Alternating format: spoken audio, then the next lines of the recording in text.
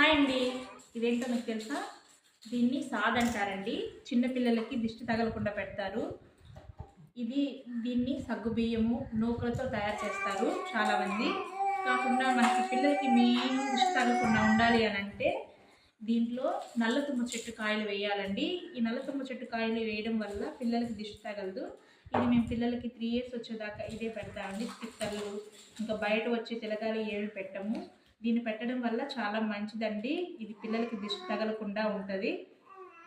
దీని తయారీ విధానం మీకు కావాలి అనుకుంటే నాకు కామెంట్ చేస్తే దీని తయారీ విధానం నేను చూపిస్తానండి. చూడండి, ఇలా వాటర్ అన్నీ